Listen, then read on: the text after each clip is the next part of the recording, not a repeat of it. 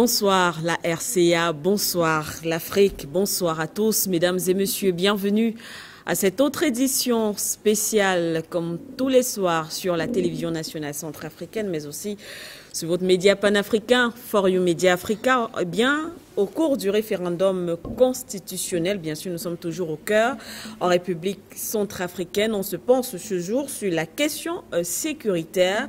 La RCA, on le sait, pays en proie aux violences, guerres civiles, coups d'État successifs, comme on a l'habitude de le dire ici sur les plateaux, durant des années, a donc décidé de tourner définitivement la page, justement, à cette période sombre de son histoire et d'assumer ou encore d'affirmer sa souveraineté. Eh bien, que propose le projet de nouvelle constitution en termes de sécurité?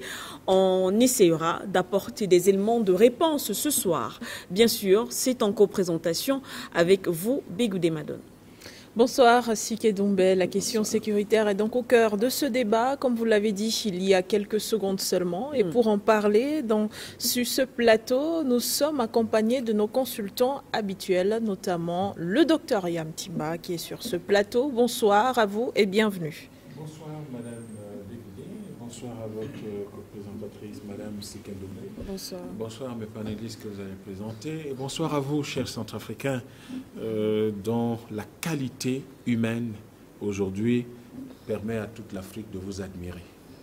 Et après notre économiste et chercheur sur ce plateau, Jonathan Batenguene, sociopolitiste et analyste.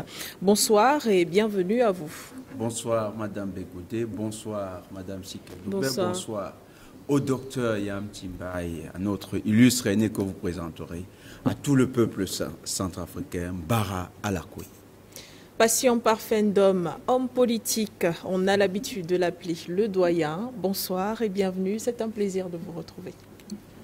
Bonsoir, princesse Cassandra Bégoudé, Madone.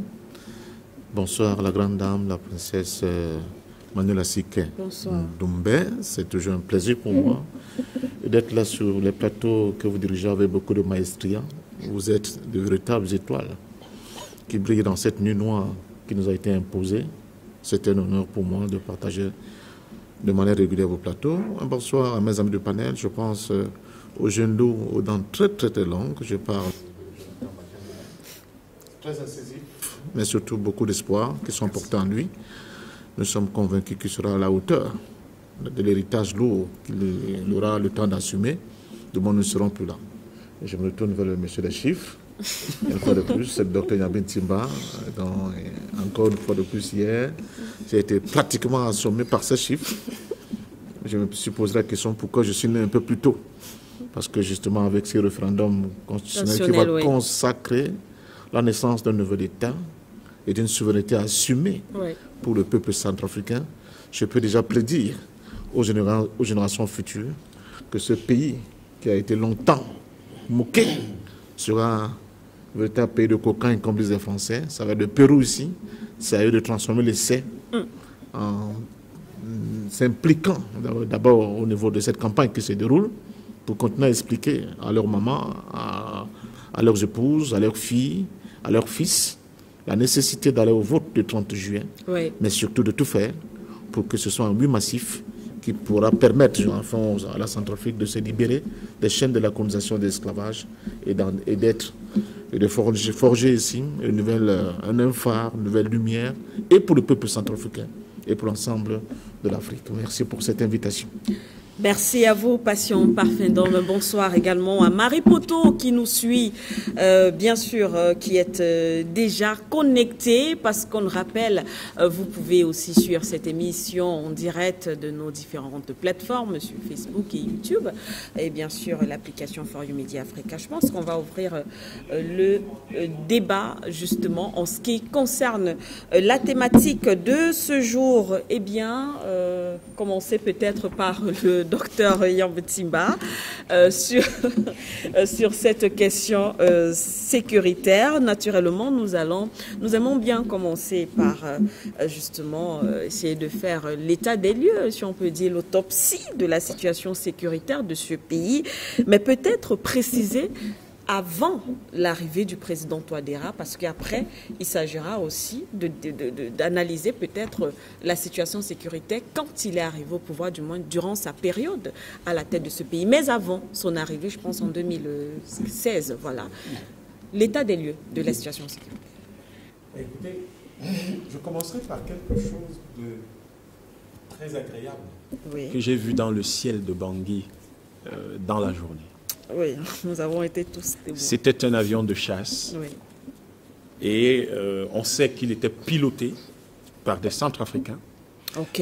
Et il n'y a pas de plus grande joie que de savoir que les technologies les plus à la pointe sont maîtrisées par les Centrafricains pour pouvoir défendre leur territoire. C'est merveilleux. Et je pense que pour un Centrafricain et même n'importe quel Africain, c'est une fierté immense. C'est une immense fierté. Et la prochaine étape, c'est quand est-ce que les Centrafricains vont fabriquer ça? Je sais que c'est dans le plan présidentiel de 2021 de dire ce pays devra rapidement atteindre une armée de 50 000 hommes et fonder ses industries militaires. Ouais. Donc on espère qu'avec le partenariat de l'ami russe, dont l'État dit clairement à tout le monde, tous ceux qui veulent des technologies pour défendre l'ADN de leur civilisation, nous sommes disposés à étudier les conditions dans lesquelles nous pouvons collaborer. C'est la preuve qu'il y en a qui n'ont pas peur que certains peuples aient les moyens de se protéger. Tout à fait. Mais les moyens de se protéger, le Centrafrique en a manqué, très sérieusement. Parce qu'aujourd'hui, en 2023, nous sommes quand même à une trentaine d'années. Laissons tout ce qui s'est passé avant 1993.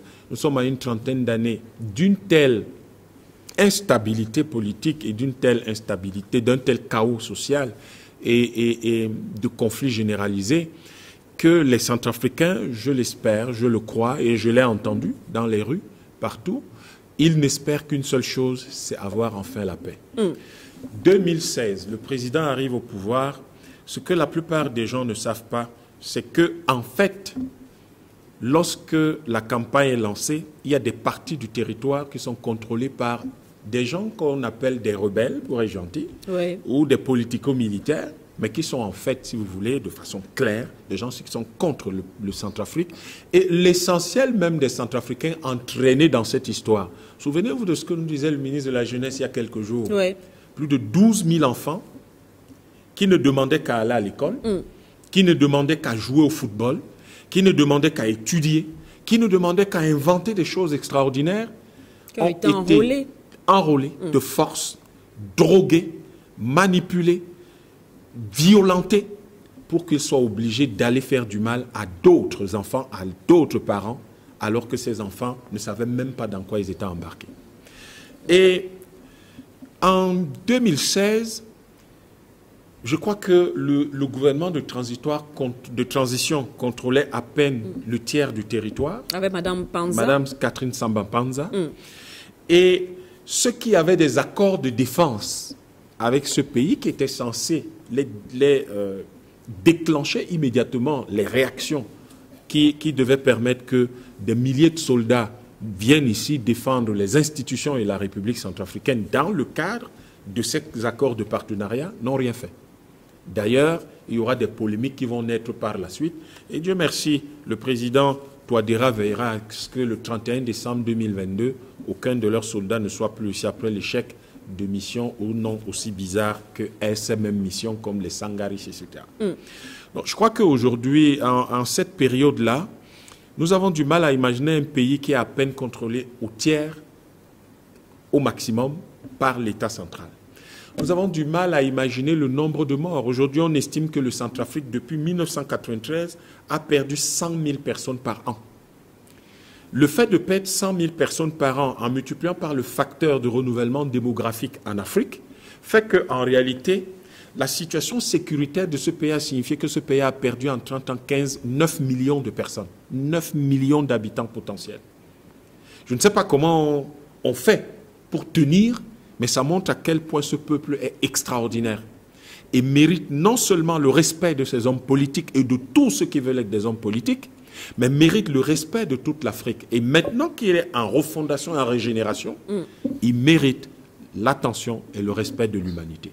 La situation sécuritaire de ce pays, c'est un président qui est élu, qui arrive au pouvoir et qui trouve 47 Kalachnikov.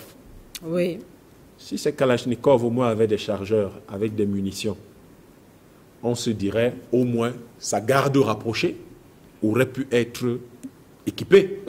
Mais ce président arrive au pouvoir, fait l'état de ses râteliers et se rend compte qu'il y a 47 Kalachnikov sans munitions, sans chargeurs.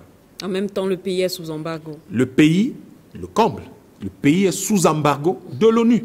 Oui. Qui décide qu'on ne doit pas importer des armes ici, comme à se demander, et les gens en arrivent à se demander, mais comment se fait-il? Imaginez que l'Ukraine soit sous embargo.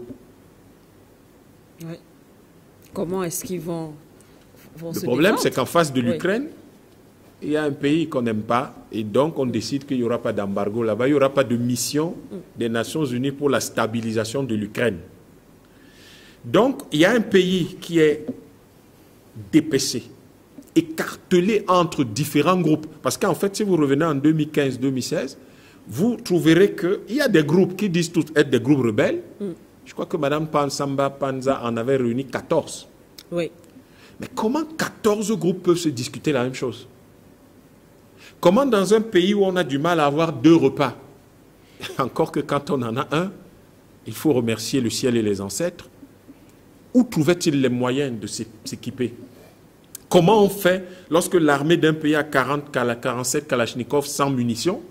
Comment des groupes de simples groupes rebelles font-ils pour avoir des armes lourdes, pour être équipés en véhicules de transport, en services et matériel de transmission? Comment on fait ça? Comment ça se produit?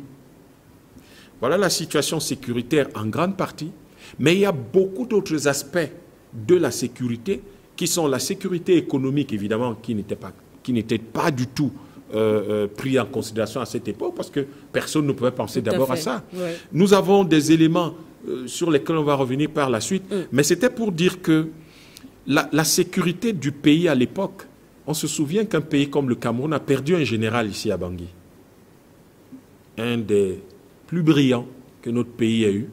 Et si le Cameroun a choisi un de ses plus brillants soldats, c'était parce que le Cameroun se soucie de ce pays. C'est parce que ce pays, pour les Camerounais, c'est un pays frère. Parce que pour un Camerounais, Bangui, ce n'est pas différent. Il a exactement le même amour pour Bangui que pour Yaoundé. Et dans ce pays, le Cameroun a perdu l'un de ses plus brillants soldats. C'est pour dire quoi aux Centrafricains? C'est pour leur dire, vous n'êtes pas seuls. Vous n'avez jamais été seuls. Et vous ne le serez jamais. L'Afrique tout entière est à vos côtés. Quand on se souvient qu'il y avait des éléments, des attaques tous les jours, dans le nord, dans le sud, en fait, vous aviez des conséquences de cette situation sécuritaire qui ont été telles que les enfants n'allaient pas à l'école.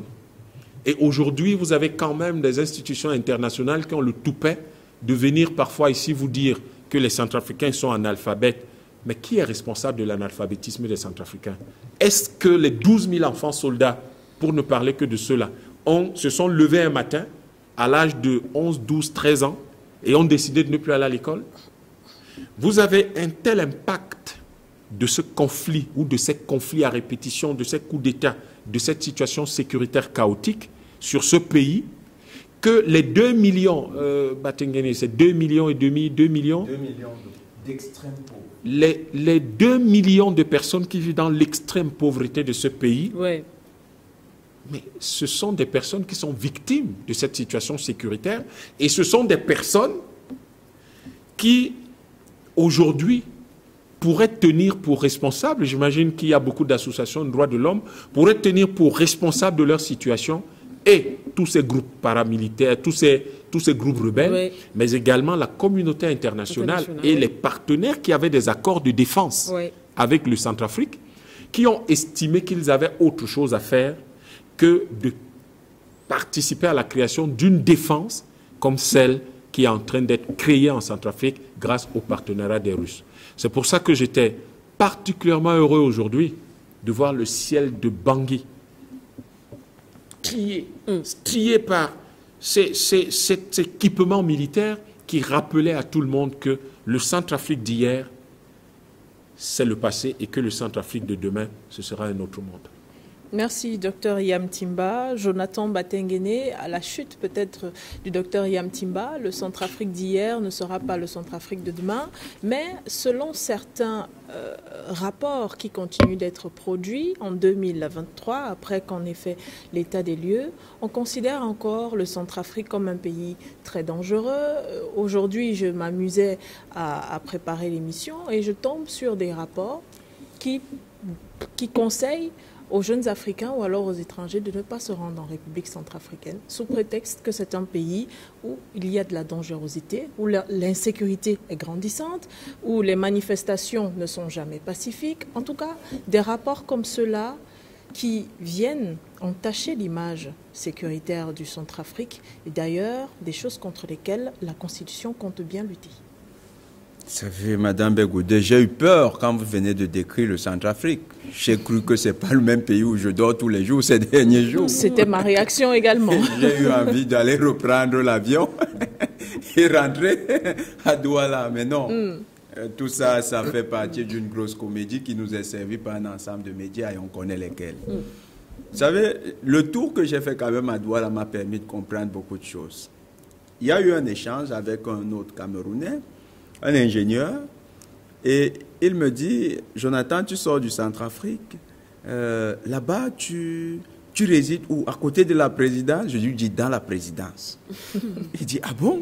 Pourquoi? Je lui dis, non, vu que pour toi, on ne peut pas vivre ailleurs qu'à côté de la présidence. Pourquoi? Il me dit, non, ce que j'apprends de RFI et France 24, c'est qu'il y a de temps en temps des... Et depuis que je suis au Centrafrique, je n'ai même pas vu une arme à feu tenue par un civil. Tout ce que je vois, c'est les patrouilles des Nations Unies et l'armée régulière quand il y a des meetings ou bien quand il y a des situations spéciales. Et puis, dans la soirée, il y a le couvre-feu naturellement qui est entretenu par les forces de sécurité et de défense. Je n'ai jamais vu suivi des coups de feu du fait de l'insécurité. Pourquoi je raconte cette histoire? Les clichés qui sont vendus du Centrafrique pullulent dans la presse occidentale. Oui. Et ces médias ont réussi à infester la conscience de beaucoup d'Africains. Si bien que pour le jeune Centrafricain qui actuellement vit ici, celui qui est à Bangassou, celui qui est à Damara, celui qui est à Boali, celui qui est à Bossangwa, celui qui est à Birao, quand lui il vit ces conditions qui sont pacifiques, un Centrafrique qui est pacifié, si on le prend juste avec un avion et qu'on lui fait atterrir dans un aéroport de la sous-région, il verra qu'il deviendra un sujet d'exotisme. Pourquoi? Parce que les autres lui demanderont, mais qu'est-ce que tu as laissé là-bas? Est-ce que ça tirait de partout? Des clichés. Mais ces clichés ne sont pas tout à fait anodins. Oui. Tout à l'heure, le docteur Yamba était gentil, il a même brossé leur bilan. Prenons la génération qui est née à partir de 2000. Ils ont vécu 2 ans de paix, cette génération-là. C'était 2000-2002. 2002, une rébellion dite MLC, un mouvement dit de libération du Centrafrique. De Centrafrique, oui. S'est mis en branle et le chef d'état-major du président Patassé s'est rébellé contre son président, lui a fait le coup d'état, le général Bozizé. Et par la suite, à la suite d'une élection factice, il est devenu le président. Donc voilà les réalités du Centrafrique. Des individus ont fait de ce pays un centre de déstabilisation permanente. Si vous prenez rien que de 2000 à 2015, on parle de plus d'1 million de Centrafricains qui ont été déplacés du fait de la guerre. Plus d'1 million. Les villages ont connu un tel seuil de sous-développement, accentué par le fait des combats. Parce que quand il y a les combats, même les petites cases qui étaient construites à l'effet d'abriter les personnes sont détruites. Tout à fait. Les dépeuplements de ces villages, les déplacements de ces villageois ont fait qu'une bonne partie de la campagne centrafricaine aujourd'hui est vide. Il y a des villages où vous arrivez, vous ne trouvez plus la densité humaine qu'il y avait à la fin des années 90. Oui. C'est le fait de l'insécurité. Vous avez des personnes qui ont quitté le Centrafrique, sont allées développer des activités de l'autre côté de la frontière, que ce soit au Cameroun ou bien au Tchad, ou encore même au Soudan. Vous savez qu'aujourd'hui, par exemple, il y avait encore 383 000 Centrafricains qui vivaient au Cameroun. Une bonne partie est en train de revenir. Ces personnes sont arrivées, par exemple, les populations Baya. Quand ils sont arrivés, accueillis par leurs frères Baya du Cameroun, ils ont développé des activités économiques au Cameroun. Si bien qu'à un moment, il y avait conflit entre les deux communautés. C'est le fait de l'insécurité. Vous regardez Bangui. Bangui elle-même. Regardez la ville. Vous allez voir, vous allez remarquer qu'il y a encore plusieurs sites qui ont les balafres de l'insécurité. On est passé l'autre jour du côté de l'école de police. Il y a encore les murs, ont encore les cicatrices. C'est le fait de l'insécurité. On parle rien que de l'intervalle 2003-2015. Il y a eu au Centrafrique, pendant cet intervalle, 3 crises civiles et sécuritaires, politiques et sécuritaires. Ces 3 crises ont occasionné des déplacements de plus d'1 million de Centrafricains. Et ici à Bangui, l'insécurité a été telle qu'on a failli créer un conflit communautaire entre les populations centrafricaines. Oui. Et ça a été alimenté par les mêmes médias qui vous racontent que le Centrafrique a l'insécurité. Ils ont même fait de certains quartiers à Bangui les foyers de l'insécurité. Si bien que pour eux, même s'il n'y a rien là-bas, ils vont vous dire qu'il y a quelque chose. À côté de ça, des rapports aussi. On ne va pas ignorer les rapports des institutions internationales aussi. Et qui sont d'ailleurs situés au Centrafrique. Tout à fait. Prenons même les rapports, c'est même intéressant. Moi, j'aime citer cette ONG-là, Sentry. C'est cette ONG qui nous a rappelé que les propriétaires de Mocaf avaient financé un groupe rebelle. C'est cette ONG que ici au Centrafrique, ces gens avaient financé un groupe rebelle dans un pays. Voyez à quel point c'est grave. Donc même des entreprises ont participé, des entreprises étrangères, à l'insécurité au Centrafrique. Aujourd'hui, la situation, et c'est pourquoi nous pouvons comprendre l'attrition que le Centrafrique subit, la situation est beaucoup plus différente. Les 14 groupes rebelles, je crois que ça fait partie des 19 groupes qu'on répertoriait en 2015. À l'époque, oui. 19. Il y avait même des coalitions, c'est-à-dire des gens, il y a une coalition qu'ils ont appelée l'UPC, c'est-à-dire ils vous disent qu'ils sont d'abord des entités individuelles, ensuite ils sont coalisés au sein d'une grande entité, et là-bas chacun est général. C'était ça. Les 14 ont déposé les armes. Lors de l'accord de paix de Khartoum, en 2019, on a encore vu des groupes venir et accepter l'offre de paix du président Touadéra et déposer les armes. Ce qui fait quoi? Ce qui fait que les conditions d'une paix ont commencé à être réunies.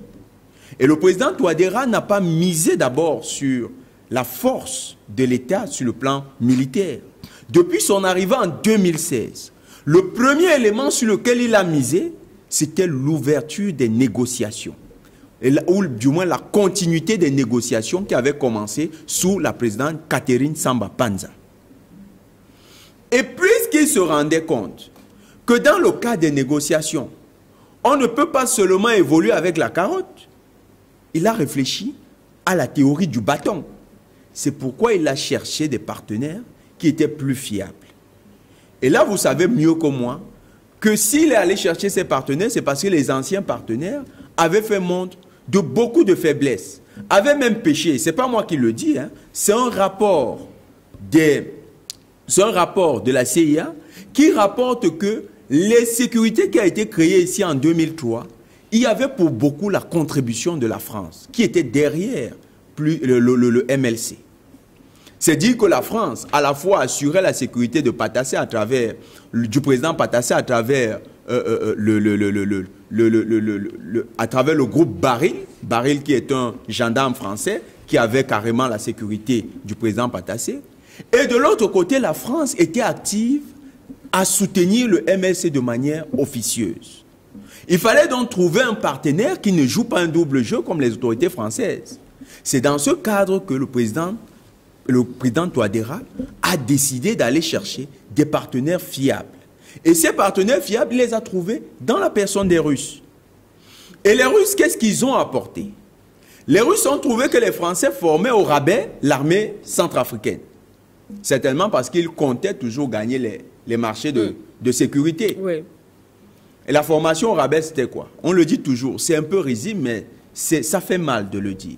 Ils donnaient des bâtons aux gendarmes et aux militaires qu'ils formaient, et ils leur disaient de se faire une sorte de jeu de guerre, et ils devaient cibler l'un son collègue, et ils faisaient c'était ça la formation. Pour que les téléspectateurs comprennent bien, les militaires centrafricains étaient formés avec des bâtons. Des bâtons. Comme des enfants qui jouent avec des bâtons. Qui jouent à un jeu de guerre.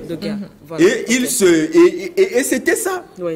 Et avec une telle formation, comment vous voulez que l'armée soit performante lorsqu'il y a une véritable crise? Le président Touadéra a donc choisi des partenaires qui ont la capacité de former l'armée comme il faut. Et quand les instructeurs sont arrivés, oui, les instructeurs russes ont apporté une formation qui tient compte des besoins réels de l'armée centrafricaine. Ils ont formé des personnes avec des armes à feu. Ils leur ont montré comment se comporter sur des champs de guerre. Ils leur ont donné les éléments même qui leur permettront de mieux se défendre, c'est-à-dire leur doter en armes, parce qu'ils ont trouvé que cette armée, depuis 2013, est sous embargo. Oui. Ils ont doté cette armée en armes et ils ont accompagné ceux qu'ils avaient formés sur les théâtres d'opération. Pourquoi? Parce qu'il fallait se rendre compte que la formation qu'ils ont reçue est effective. Qu'effectivement, ils ont la capacité de résoudre les situations concrètes. C'est comme ça que les Russes ont accompagné les soldats centrafricains sur le terrain. Et de l'autre côté, l'ancien partenaire, qu'est-ce qu'il a fait? La France notamment. Pendant qu'il voyait la montée en puissance de l'armée centrafricaine, il a continué son attrition au niveau du Conseil de sécurité, avec cette question de porte-plume. La première mesure que l'ambassadeur de France faisait toujours au Conseil de sécurité, c'était la reconduction de l'embargo. Comme quoi, il ne faut pas que l'armée centrafricaine ait les armes. On peut tout faire, les Centrafricains n'auront pas les armes. Et l'ambassadeur, quand vous lisez les rapports depuis 2017, les rapports sont systématiquement les mêmes. C'est comme s'il a simplement dans son ordinateur un texte. Il change juste les dates. Il copie, il colle, il change la date. Il dit, bon, cette fois-ci, on va voir comment ils vont passer. Et ce rapport, tout le temps, déconseille à la communauté internationale de lever l'embargo sur les armes, oui, au Centrafrique. Or, comment vous pouvez avoir une armée qui combat des groupes que vous-même vous appelez groupes non étatiques, c'est-à-dire déjà dans votre taxinomie, on reconnaît que ça veut dire que ces gens n'ont pas le droit d'avoir des armes. Vous les appelez même souvent bandes armées. Ils ont des mots plus durs que nous. Hein. C'est quand ils veulent leur donner une légitimité qu'ils disent politico-militaire. Mais quand ils veulent en parler dans des termes tout à fait quissiers, ils disent bandes armées. Alors, vous reconnaissez que vous avez des bandes armées en face, que l'armée républicaine est censée défendre l'intégrité territoriale. Au lieu d'appuyer cette armée républicaine, vous faites tout pour la fragiliser. Ça veut dire qu'en fait, vous ne vous souciez pas de l'intégrité nationale du Centrafrique.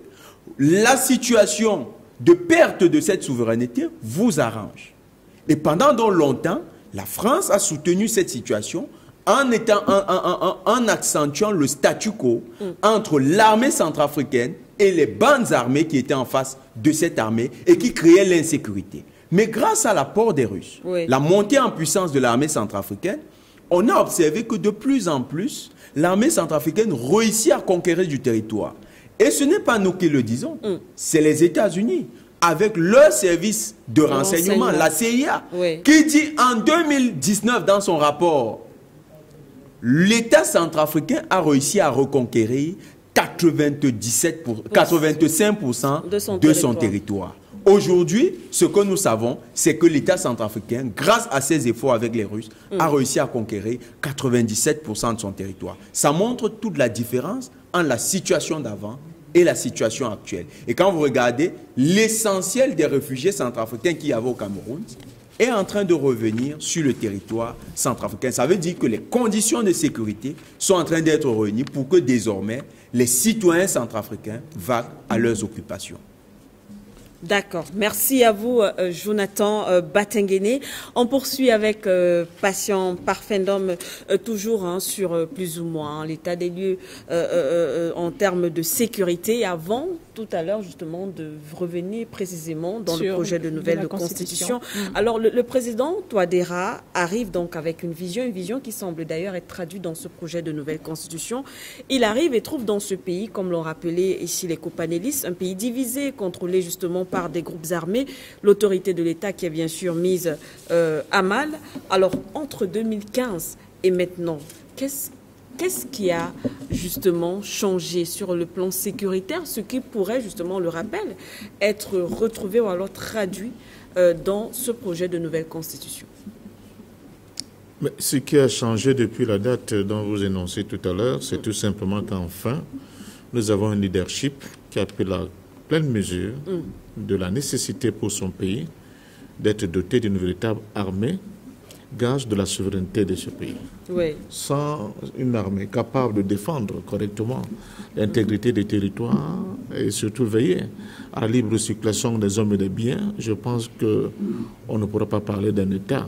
Et des bouts n'étant pas là, je reprends un peu son lexique qui était un peu le dada des médias mainstream étrangers en parlant de la République centrafricaine, un État failli, un État fantôme, un État postiche, tout ce que vous voulez.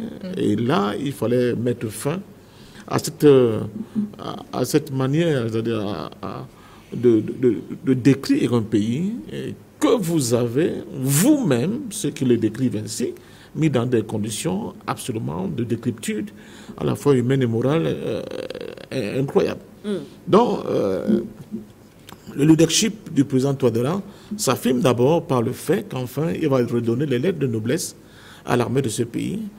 Il va enfin convoquer la force, j'allais dire, la Centrafrique, la mystique profonde de la résilience et la résistance du peuple centrafricain pour qu'elle puisse assumer, n'est-ce pas, son rôle dans cette Centrafrique nouvelle qui est en train de se créer, de se mettre en place. Et c'est très important de le comprendre que, en réalité, ce sont tout simplement, j'insiste souvent là-dessus, les rêves des pères fondateurs de faire de cet État un État puissant, un État viable, un État souverain, qui sont en train de se réaliser à travers ce leadership éclairé du président Foncé Archange Touadéra. Je rappelle quand même que la présence étrangère, je ne parle pas de la période de fin du 18e, début du 19e siècle, la traite arabe au niveau du nord de ce pays, mais je parle même de la présence française. Mais il n'y a pas que française, parce que quand on parle de la République centrafricaine, n'oubliez pas, c'était le point de convergence de trois grands groupes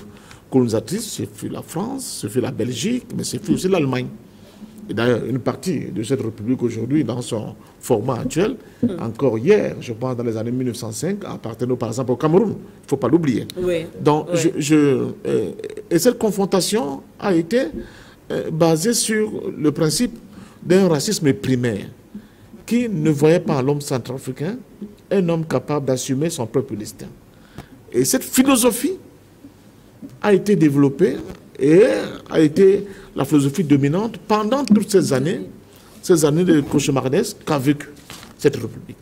Je vais prendre un exemple pour vous montrer qu'en réalité, il n'y avait jamais eu de volonté de la part de ceux qui ont dominé ce pays, ceux qui se sont autoproclamés, n'est-ce pas, le pays colonisateur vis-à-vis de la République centrafricaine, d'aider ce pays à se développer et à être en capacité de protéger de manière, j'allais dire, libre et endogène, ses propres frontières et ses propres populations.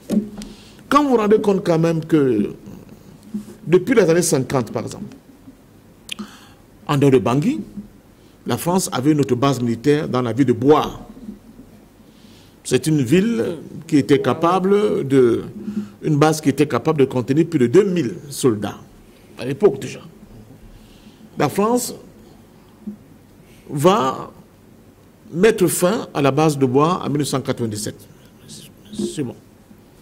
Et qu'est-ce qui s'est passé quand cette France décide de partir, de fermer cette base militaire? Parce que déjà, je crois qu'il y a une pression. C'est pour ça que je pense que nous sommes dans la continuité d'une revendication historique qui va aboutir à ce que nous voyons là aujourd'hui. Et il n'y a pas de... Ce n'est pas une question de génération spontanée ou bien une question de quelque chose qui est sorti ex nihilo, qui est l'expression du leadership qu'on voit aujourd'hui. C'est une continuité d'une résistance qui s'est faite étape par étape, avec des plus, avec des moins, avec des échecs, avec des succès, mais avec une idée qui a pris corps de forme sur le plan culturel et idéologique, c'est que ici en Centrafrique, nous allons nous battre pour être libres, pour être souverains. Et c'est ça qui s'exprime aujourd'hui avec le leadership du président Touadéra. Donc je disais, pour revenir à la base de bois, ces individus-là, au moment de partir, avec la fermeture de cette base, ils n'ont rien laissé à l'armée centrafricaine. On a même enterré des véhicules logistiques qui auraient pu servir même à une armée balbutiante. Et c'est ce qui peut expliquer, Matengene, que quand le président Touadéra prend le pouvoir, on se retrouve avec 47 Kalachnikov, sans chargeur, sans munitions, sans rien du tout. Alors qu'il y avait un véritable arsenal militaire. Alors qu'il y a des accords, il y a quand même... Je voulais sortir par la question des accords militaires. Des accords de coopération, des accords militaires, qui stipulait quand même qu'au-delà du fait que si la République centrafricaine est en danger, mais elle, historiquement, bien avant ces accords, elle a su répondre à l'esprit de ces accords. C'est-à-dire la France en danger, les jeunes centrafricains volent au secours de la France pour débarrasser la France de la peste brune qu'on appelle le nazisme de M. Hitler. Mais maintenant, la République centrafricaine, elle est attaquée de toutes parts par des groupes armés créés par eux-mêmes. On ne voit pas la France voler au secours de la République centrafricaine. Pire, elle quitte cet espace. Elle enterre les armes, elle enterre la logistique, les véhicules, pour que les jeunes centrafricains ne puissent pas s'en servir pour défendre leur territoire. Et on crée donc aussi une situation tellement violente, barbare, sauvage, que je ne pense pas qu'il y ait un pays africain qui a eu à subir, n'est-ce pas, de cette attrition dont tu parlais, Batengene, tout à l'heure, autant que le peuple centrafricain. Parce que cette guerre d'attrition qu'on a imposée au peuple centrafricain, elle a été très violente parce que elle n'a pas donné la possibilité ni au peuple centrafricain de pouvoir se défendre, mais pire encore, de permettre à quelqu'un d'autre de vouloir défendre le peuple, le peuple centrafricain. Vous vous rappelez, n'est-ce pas, de l'épisode de l'armée sud-africaine qui a tenté de prendre le pied ici pour venir au secours de ce peuple, et vous savez comment ça s'est terminé. On a saboté cette mission. On a assassiné les soldats sud-africains. Ils étaient obligés, n'est-ce pas, de plier bagages et de repartir, abandonnant le peuple centrafricain à son triste sort. C'était ça aussi, la politique française mise sur pied sur ce pays. Empêcher à la République centrafricaine d'avoir le choix d'un partenaire qui, de manière sincère, viendra vraiment voler au secours du peuple centrafricain, mais surtout de permettre à ce pays de construire enfin une armée capable de le défendre. C'est pour ça que j'ai été très heureux d'avoir l'entame de propos de Yambé Timba. Voir un aéronef militaire fendre, traverser le ciel centrafricain. Aéronef piloté par les Centrafricains. Vous ne pouvez pas imaginer ma fierté en ce jour, quand j'ai vu cette chose-là. Vous ne pouvez pas imaginer ma fierté. Cela veut dire qu'on a franchi notre étape. Nous sommes passés à autre chose. C'est une véritable révolution. J'aime à vous expliquer, quand on parle de révolution, ne voyez pas seulement Pol Pot, ou bien, je ne parle pas de Pol Pot, le général Diab, mais les révolutions, c'est un changement qualitatif. Et ici, ce que le président Touadéra a fait, c'est à la hauteur de ce que les Diab ont fait, que ce que les Ho Chi Minh ont fait, que les Castro ont fait, parce qu'il permet au peuple centrafricain de se lever et de passer à une autre étape. L'étape de l'autonomie réelle. L'étape de la capacité pour les peuples, les enfants, je veux dire les enfants de la Centrafrique, de défendre eux-mêmes leur propre territoire, leur propre sol. C'est là la différence entre les accords de collaboration entre la France et la Russie. La Russie ne se dit pas « je serai votre ange gardien pour toujours », mais elle rentre dans un projet, n'est-ce pas, de musculation de la capacité de l'armée centrafricaine à pouvoir se défendre tout seul. Les formations. C'est ça la différence. Et cette différence, elle est capitale. Parce qu'on ne te donne pas seulement un poisson, on t'apprend à pêcher. Oui. Donc quand on crie, on nous dit vous êtes des anti-français, vous êtes dans je ne sais pas comment, il y a une terminologie qu'ils emploient, le sentiment anti-français. Mais est-ce que nous avons besoin de créer un sentiment anti-français? Les faits sont là. Les faits parlent d'eux-mêmes. Les faits parlent d'eux-mêmes. Donc nous pensons aujourd'hui que quand vous écoutez, vous allez revenir sur le débat constitutionnel, mais quand vous avez cet élément que vous mettez de bout en bout, tout à fait, et d'une cohérence, c'est-à-dire que les éléments de puzzle nous donnent un tableau qui ne peut que aller dans le sens de dire, enfin, nous tenons le bon bout, nous avons de bons partenaires, nous serons capables de nous défendre nous-mêmes, parce que nous sommes dans un environnement qui est extrêmement grave. Vous avez, quand vous regardez les pays qui entourent la République centrafricaine, au-delà des frontières qui sont plus ou moins poreuses, mais vous n'avez que des pays qui sont dans un déséquilibre en ce qu'on parle, quand on parle de la sécurité, qui sont énormes. Vous, le Soudan, regardez le Soudan aujourd'hui. Ce qui se passe au Soudan, c'est extrêmement très grave, ça ne rassure pas. Même le Tchad, n'oubliez pas qu'on essaie d'instrumentaliser le territoire tchadien pour servir de base arrière pour ces groupes terroristes qui essaient de s'aimer la zizanie et le chaos ici. Quand vous regardez la République démocratique du Congo, elle-même, elle est empêtrée avec le conflit qui se passe à l'est de ce pays, dans des situations sécuritaires qui ne sont pas du tout des situations sécuritaires rassurantes. Donc, à partir de ce moment-là, voir cet avion militaire qui a fendu le ciel de Bangui aujourd'hui, on se dit, vraiment, nos ancêtres ne se sont pas sacrifiés pour rien. Les fleuves de sang qui ont coulé dans ce pays, ce ne fut pas des sacrifices en vain. Enfin, nous tenons le bon bout, nous avons la bonne clé, un aurore nouveau se dessine sur le ciel centrafricain. Ce n'est pas une vue d'esprit. Ce n'est pas un débat sur le sexe des anges, c'est une réalité que nous vivons aujourd'hui. Et c'est aussi ça qui marque justement la différence entre le nouveau partenaire et l'ancien, parce que là on voit, comme vous l'avez si bien dit, on voit c'est réel à travers justement ce que vous avez décrit. Je vous dis, vous ne pouvez pas imaginer ma joie. Vous ne pouvez pas imaginer ma joie en ce jour. C'est-à-dire, je me suis dit, là, demain, ici, il y aura une autre vision, il y aura une autre réalité. Et cette réalité se dessine sous nos yeux. Elle se dessine sous nos yeux et va permettre justement que ce ne soit plus les bases militaires françaises, que ce ne soit plus l'armée française, que ce ne soit même plus les troupes de l'ONU qui vont continuer de nous faire vivre ce que j'appelle les derniers soubresauts de la phalène. C'est Gramsci disait, l'ancien monde se fronde, de nouveau élan apparaître, et c'est dans ce clair-obscur que surgissent des monstres. Ces monstres, c'est quoi? Ce sont ces groupes rebelles, ce sont ces faux médias étrangers qui essaient de nous décrire ce que Batenguene vous a dit ici. Ce sont ces fausses organisations de centuries qui essaient de dire que s'il y a des cannibales, oui, on nous disait encore hier que l'empereur Bokassa se nourrissait de la chair humaine, ce sont ces mêmes... très sérieux, ce constructivisme. Oui, qui essaie de faire croire au monde entier qu'ici, il n'y a aucune humanité, il n'y a que des gens qui sont beaucoup plus proches des bêtes sauvages que des êtres humains qui ont une véritable vision et qui ont une véritable pensée humaine pour eux-mêmes et pour leurs propres concitoyens. Ça, toute cette construction est en train de se déconstruire et au vu et au su de tout le monde. Donc, nous disons à ceux qui nous écoutent, la République centrafricaine ne sera plus le ventre mou de la constitution, de la géopolitique, de la résistance sur le plan sécuritaire de notre continent. Au contraire, elle risque d'être l'un des pôles majeurs de cette sécurité, de cette stabilité autant pour moi, et qui permettra non seulement aux Centrafricains d'être dans une paix relative qui va leur permettre d'enclencher les processus de développement que cette constitution nous présente, mais surtout, peut-être, comme ce fut le cas hier, d'être le réceptacle de toutes les douleurs, de toutes les difficultés, de toutes les violences qu'on continue d'infliger au peuple africain. Et je peux vous dire, ces réceptacles-là vont donner de la garantie, comme un véritable carapace de tortue, des garanties de sécurité, mais surtout de rêve pour l'ensemble des fils et des filles de ce pays, sans oublier de l'Afrique tout court.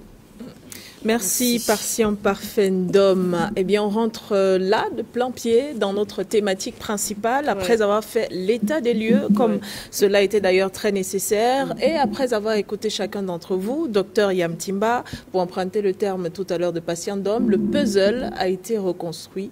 Et quand on regarde cette reconstruction, il semblerait bien que les batailles géopolitiques étaient la source de cette insécurité du côté de la République centrafricaine. D'ailleurs, cette tentative de déstabilisation, comme le gouvernement a souvent dit, se poursuit. Dans la nouvelle constitution, qu'est-ce qui est proposé pour lutter contre tout cela?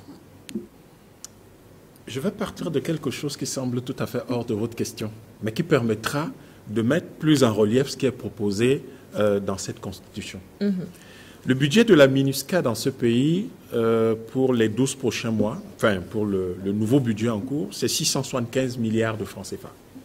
Le budget de l'État centrafricain, c'est moins de la moitié, 300 milliards à peu près. Si vous prenez ce qui est défendu dans les pays qui sont censés être les pays les plus importants du Conseil de sécurité de l'ONU et qui ont décidé de créer la MINUSCA ici, dans ces pays, on pense, et ça c'est depuis les années 1920 avec les théories d'économistes comme les Keynes ou les pratiques d'hommes d'affaires, d'industriels comme les Henry Ford, comme les Ford, ils disent que si vous payez bien les employés, ils travaillent mieux et ils sont donc plus engagés.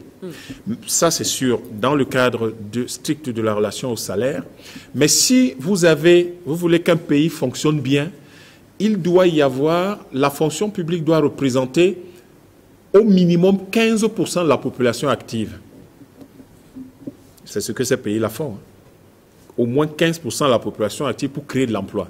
Dans cette constitution, on dit que chacun a droit au travail. Or, quand vous regardez le budget de la MINUSCA, si vous preniez les 675 milliards et que chaque Centrafricain de la tranche d'âge qu'on appelle la population active gagnait en moyenne 500 000 francs par mois, cela ne représenterait que 270 milliards si vous avez 450 000 personnes en supposant que la population active est de 3 millions. Ça ferait 450 000 fonctionnaires à peu près.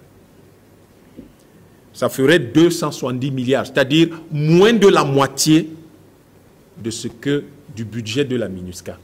Si vous dites, OK, les Centrafricains, on ne va pas leur donner 500 000 francs CFA par mois, on va leur donner 250 000 francs CFA en moyenne par mois, ça ferait 135 milliards, moins d'un quart du budget de la MINUSCA. À votre avis, si chaque Centrafricain touchait, si au lieu que l'ONU nous en fume avec ces histoires de missions, dont une est au Congo depuis 1961, ça a changé de nom pour devenir MONUSCO aujourd'hui, mais en fait, ils sont là depuis 1961, mais le Congo est toujours dans des problèmes, dans des difficultés, dans une situation d'insécurité qui préoccupe particulièrement les Africains de la CEAC et les Africains en général et le monde noir aussi.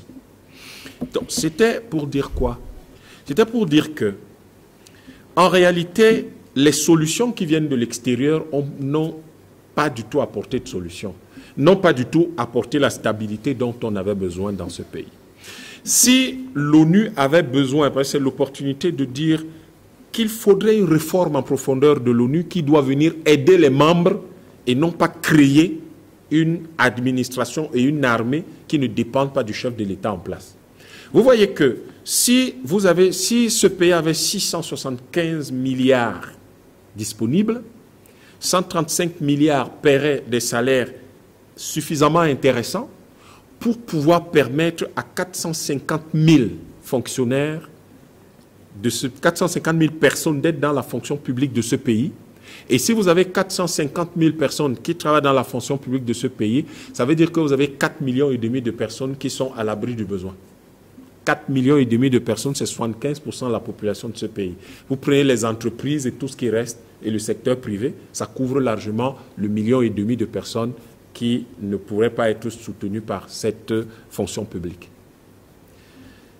Tous ces débats, tous ces chiffres-là, c'est pour que nous parlions de choses concrètes. C'est pour que nous montrions que la sécurité n'est pas qu'une affaire militaire. Oui. Parce que dans un peuple qui a un environnement économique particulier assure lui-même sa sécurité et n'a pas besoin de la présence de militaires étrangers qui devraient s'occuper de leur pays qui a certainement besoin d'eux. Les éléments de sécurité que propose cette constitution, que je sais aujourd'hui les Centrafricains ont déjà bien lu, ce projet de constitution, vous avez différents éléments qui partent de la sécurité militaire, à la sécurité environnementale en passant par un certain nombre d'aspects de cette sécurité. Sur le plan militaire, cette sécurité, le président a annoncé dans son projet de 2021 que ce pays, à terme, d'ici 2030, devra avoir 50 000 hommes dans son armée. Mais pas simplement des soldats qui portent des armes, mais ce serait une armée professionnelle avec donc la capacité de fabriquer déjà, en plus une bonne partie de ces équipements militaires, mais également une armée qui serait au service du peuple, construisant des routes, des bornes fontaines. Ce pays a un projet de 5000 châteaux d'eau. Et une partie sera construite par l'armée. Oui. Ce pays a un projet de 5000 km de voies ferrées. Une bonne partie sera construite par cette armée. Ce sont des éléments de la sécurité du pays. Comme ça se fait dans d'autres pays. Comme ça se fait dans d'autres pays, oui. Normalement. Oui. Donc, vous avez cette défense du territoire qui est déjà dite dans le préambule. Hein, défendre l'intégrité du territoire et surtout le droit inaliénable au plein exercice de la souveraineté sur son sol, son sous-sol, son espace aérien. Vous ne pouvez pas défendre votre espace aérien si vous n'avez pas une armée forte. Donc le fait de savoir que déjà en 2023, il y a des chasseurs fournis par les Russes, parce qu'il faut rappeler ça à tout le monde, fournis par les Russes, les soldats formés par les Russes, les mécaniciens formés par les Russes, les pilotes formés par les Russes, ce qui est un partenariat exceptionnel dont très peu de pays sont capables de s'enorgueillir en Afrique. Et donc, nous avons là la partie militaire qui assurera donc la sécurité, l'intégrité du territoire, l'espace aérien, le sol, le sous-sol, mais également permettra de défendre à chaque fois l'intégrité du territoire et surtout de rassurer, de contribuer au développement du pays. C'est donc une armée de développement, pas une armée d'agression qui va aller attaquer qui que ce soit. Oui. Une armée de développement, c'est aussi ça. La qualité de la conceptualisation dans cette constitution et dans ce pays. Vous avez donc là la sécurité militaire, mais vous avez aussi la sécurité économique. J'ai commencé tout à l'heure en parlant du droit au travail, qui est consacré dans la Constitution. Et ce droit au travail va s'accompagner, par exemple, de la prescription de la corruption et des crimes économiques. Tout ça est dit ici. Vous êtes convaincu de corruption, la nouvelle Constitution dit qu'il n'y aura aucune pitié pour vous parce qu'il faut assurer la sécurité économique des Centrafricains. Et en constitutionnalisant le projet Sango et les questions de monnaie, mais également les questions de l'harmonie de développement de toutes les régions, ce qui va permettre la sécurité des ressources naturelles, eh bien cette constitution porte toute la sécurité économique du Centrafrique. Et ça, c'est extrêmement important. Cela permet de comprendre que la gestion clanique, partisane, etc., ne puisse être acceptée parce qu'à côté de la sécurité économique, on doit assurer la sécurité démocratique. On parle très souvent de la démocratie économique, qu'il ne faudrait pas opposer, mais qui permet, en fait, qui donne même plus de sens à la démocratie électorale. La démocratie, ce n'est pas d'abord le fait d'aller voter simplement, mais parce que si vous devez aller voter, il faut qu'on ait les urnes.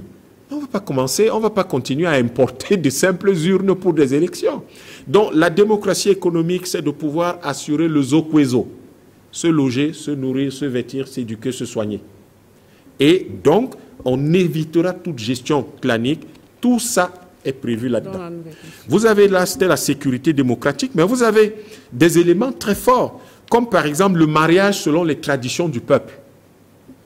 Ce mariage en Centrafrique, traditionnellement, c'est un homme et une femme. Ce n'est pas plus compliqué que ça. Les choses sont simples ici. Non, il n'y a pas des gens compliqués, bizarres ici. C'est simple. Et je crois que tous les Centrafricains, ils me regardent, ils disent, voilà, c'est ça exactement. Donc, c'est ce mariage. Mais qu'est-ce que cela implique? Parce qu'en fait, on ne voit pas de très loin, de près, ce que ça veut dire, surtout lorsqu'on lit ça à la chambre de la chefferie traditionnelle. En fait, on veut dire que, exactement comme la Chine a utilisé ses us et ses coutumes pour sortir 100 millions de personnes de la misère au cours des 15 dernières années, le Centrafrique, en utilisant ses us et coutumes, peut sortir de la misère toute sa population. Mais surtout, il faut bien comprendre que c'est une question de sécurité anthropologique, civilisationnelle et démographique. Les Centrafricains doivent faire des enfants. C'est quand un homme et une femme se marient qu'on a des enfants. C'est aussi une sécurité civilisationnelle parce qu'on n'est pas perturbé par les déviances et la perversion venues d'ailleurs qui viennent complètement bouleverser notre mode de vie. Il y a un mode de vie local et il faut absolument pouvoir le préserver. Mais vous avez également des éléments de sécurité environnementale. Si l'environnement n'est pas sécurisé, vous risquez d'avoir la perturbation de la santé. La santé des populations est mise en cause. Mais vous avez également le fait que on pourrait avoir une exploitation ou des activités économiques chaotiques et illégales, comme par exemple la fameuse exploitation de cette mine d'uranium de Bakouma, qui malheureusement est source de préoccupations extrêmement importantes pour ce pays. Donc vous avez ces exigences qui sont prévues dans cette constitution. Si vous exploitez une mine, il y a des précautions, des procédures très particulières qu'il faut prendre pour protéger les Centrafricains, pour protéger leur environnement.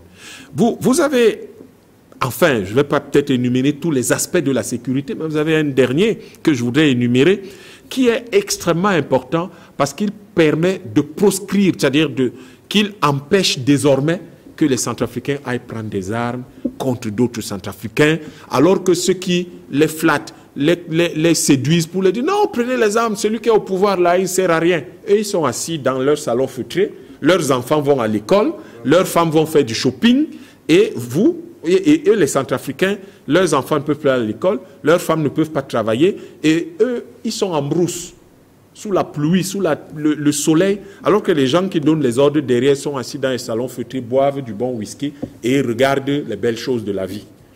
C'est la sécurité politique et judiciaire qui est dans cette constitution dite à travers le pluralisme politique. Il y a pluralisme politique, vous n'avez donc plus besoin de vous cacher ou de prendre des armes pour dire ce que vous avez à dire. Il y a même la constitutionnalisation de la diversité politique, de l'inclusion politique, qui est sous la forme de la reconnaissance de l'opposition. À partir du moment où l'opposition est reconnue, et même la Constitution dit que selon les dispositions de la loi, vous pouvez même en tant qu'opposant bénéficier du soutien financier de l'État. Donc vous n'avez plus besoin d'aller en brousse pour venir vous exprimer ou pour postuler aux postes les plus élevés de la République. Mais en même temps, la sécurité politique du pays est assurée par le fait que la nationalité est exclusive. En fait, la Constitution anticipe sur des conflits d'intérêts. Le chef de l'État a utilisé ce terme-là lors de la remise du projet, mais également pendant son discours du 14.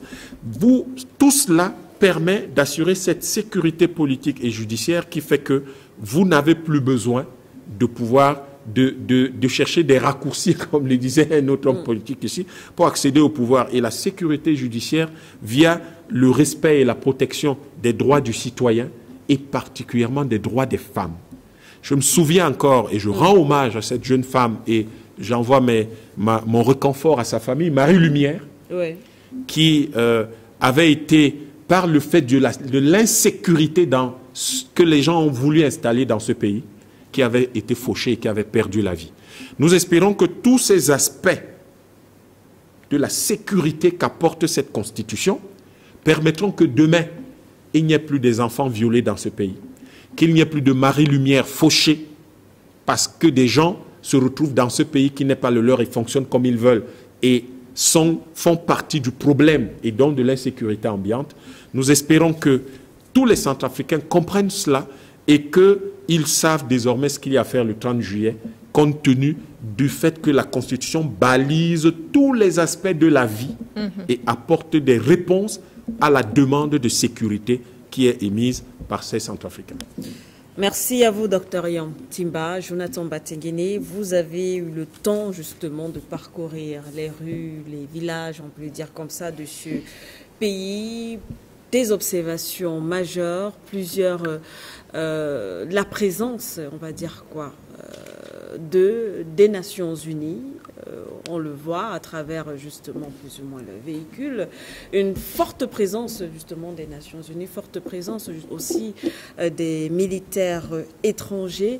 Alors est-ce que vous pensez, alors dans quelle mesure ce projet de nouvelle constitution viendrait selon vous assainir le climat sécuritaire en République centrafricaine? Vous savez, les Nations Unies, c'est l'image d'un malade qui est dans le coma et qui est sous assistance respiratoire. On dit que le Centrafrique n'a pas d'armée. Pendant ce temps, on met police, Nations Unies, armée, Nations Unies. Mais en RCA, les Nations Unies ne sont pas être en assistance respiratoire. Non, non, c'est le principe. C'est le principe. Ils disent qu'ils sont les médecins des États qui sont faillis. C'est le narratif que tout à l'heure le grand frère Domat, ils disent que le Centrafrique, dans leur tête, le Centrafrique n'existe pas. Les Centrafricains ne doivent pas voir que les Nations Unies sont là en train de dire vraiment c'est un pays normal. Non. Pour eux, le Centrafrique, c'est un pays dans le coma. Ils n'ont pas d'armée. Donc on leur donne des militaires qui viennent des contingents de chaque pays. C'est eux qui ont les fusils, vous les voyez dans des voitures, ils paradent là, tout ça. C'est ça la manifestation des Nations Unies. Tout ce que le président Touadéra est en train de faire vise à justement changer cette image. C'est que dans les prochaines années, un Centrafricain va se réveiller et il regarde la rue, il voit que c'est la police, la gendarmerie et il n'y a pas de véhicule Nations Unies. Les Nations Unies, c'est la situation anormale. Tant que les Centrafricains n'intègrent pas ça dans leur tête, ceux qui n'ont pas encore compris qu'ils sont dans un monde qui est tout à fait anormal. Mais lorsqu'on est né justement dans cette situation, on vit, on est né, on voit cela tous les jours, on a l'impression que c'est la situation normale. Ici, pour l'instant, ça a été normalisé. Vous savez, dans les structures de domination, dans les théories de domination, on dit la plus grande domination, c'est la naturalisation de l'assujettissement. C'est-à-dire que vous-même, vous vous levez le matin, vous dites, je suis dominé. Vous raisonnez comme ça, hein, vous raisonnez comme un dominé. Vous dites, je suis dominé, donc je ne peux pas faire ci, je ne peux pas faire ça, je ne peux pas, je ne peux pas, je ne peux pas. Vous vous limitez. Donc le dominant n'a plus besoin de faire des efforts. Il sait que vous avez intériorisé, vous avez naturalisé la domination. Et c'est ça. Les structures des Nations Unies qui sont là pour naturaliser l'État comateux. Dire que l'État là est failli, l'État là n'existe pas. C'est devenu excusez le mot, l'ONU-land. C'est-à-dire le pays des Nations Unies. C'est eux qui administrent. C'est d'ailleurs pourquoi, à un certain moment, le représentant des Nations Unies au Centrafrique était une sorte de président. Vous vous souvenez de la Constitution et transition. Constitution et transition, quand on en parle, qui impulse l'idée d'une Constitution et transition? C'est les Nations Unies. Ce n'est pas le peuple centrafricain, c'est les Nations Unies. Et cette constitution qui doit être modifiée, quand vous voyez même certaines personnes défendre cette affaire, vous vous demandez, vous êtes le fonctionnaire des Nations Unies, si un opposant défend ça, les Centrafricains devaient lui demander, toi, les Nations Unies te payent combien? Puisque tu défends leur affaire plus qu'eux-mêmes. Tu es quoi dans leur affaire? Comme on dit au Cameroun, tu n'es même pas le sel.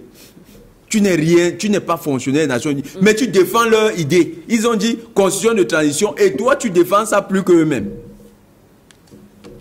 Les Nations Unies, c'est la situation anormale dans laquelle le Centrafrique doit sortir. Vous venez du Cameroun, nous venons du Cameroun. Là-bas, il n'y a pas les Nations Unies. Du moins, ce n'est pas visible. Il y a quelques organismes dans le cadre de la coopération internationale. Mais les Nations Unies ne déambulent pas partout au Cameroun. Au Centrafrique, c'est anormal. Et le président Touadéra, qui connaît ce que c'est qu'un pays normal, ne veut plus de ça. Et quand on parle de la sécurité, vous savez, il y a les populations particulièrement touchées au Centrafrique. Quand j'ai cité d'entrée les villes comme Birao, Birao, pendant un temps, ça a été l'épicentre de l'insécurité. Les villes comme Bambari, c'était l'épicentre de l'insécurité. Les villes comme Sibout, ceux qui sont à Sibout, ils se souviennent. Le passé est récent, mais douloureux. Les gens qui étaient à Bossembélé, c'est douloureux.